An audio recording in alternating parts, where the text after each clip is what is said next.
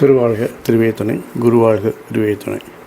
19/4/2026 ஞாயிற்றுக்கிழமை அன்று மதுரை நான்மாட கூடல் மாநகர் தூங்கா நகரம் என பெயர் பெற்ற மதுரை அம்பதியில் மீனாட்சி சொக்கநாத சுந்தரேஸ்வரர் திருக்கோயிலில் கொடியேற்றத்துடன் சித்திரை திருவிழா தொடங்கியிருக்கிறது.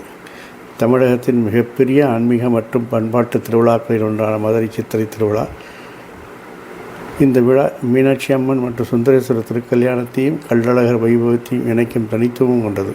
சித்திரை மாதம் முழுவதும் நடைபெறும் இந்த விழாவில் மீனாட்சி திருக்கல்யாணம், தேரோட்டம் மற்றும் கள்ளழகர் வைகை ஆற்றில் இறங்கும் நிகழ்வு, அதாவது 1/5/2026 போன்ற முக்கியமான உற்சவங்களை கொண்டாடப்படுகிறது.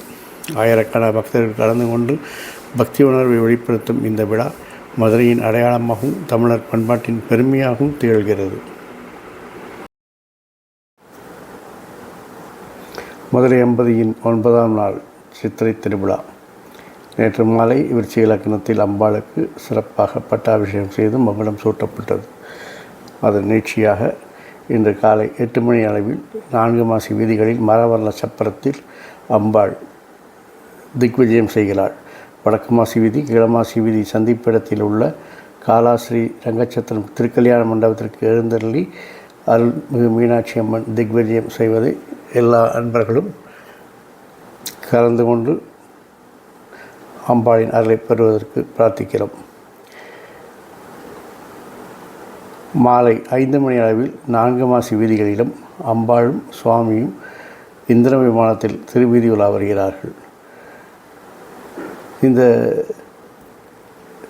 திருவீதி விழா நடக்குகின்ற 9ஆம் திருநாள் விழா உற்சவத்தின் தத்துவத்தை பார்ப்போமேயானால், இரவு அருள்மிகு மீனாட்சி அம்மை தடாதகை பிராட்டியாக மதுரை அம்பதியில் அவதரித்து ஆட்சி புரிகையில் மேற்கொண்ட திக்விஜய புராண வரலாற்று நிகழ்வினை குறிக்கும் வகையில் அம்மனின் திக்விஜயம் நடைபெறும்.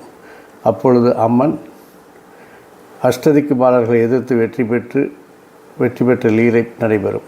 9ஆம் நாள் திருவிழா சகனம், நிஷ்கணம், சகல நிஷ்கணம் என்னும் வடிவம் 3ம் சிருஷ்டி முதலிய முத்தொழில்களும் நன்மை முதலிய 3 இருத்தலும் ஆகிய 9ம் இல்லை என்பதை குறிப்பதாகும்.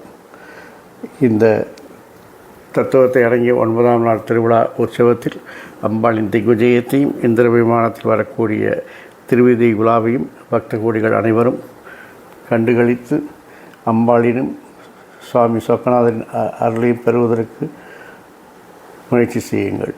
காண கண்கோடி வேண்டும் அம்பாள் தரிசனம் செய்வதற்கு. பாருங்கள், வளம் பெறுங்கள். வாழ்க வளமுடன், வளர்க சுகமுடன். அறம் செய்வோம், கர்மத்தின் வழிகுறைப்போம். முருகாசரணம், கந்தாசரணம்.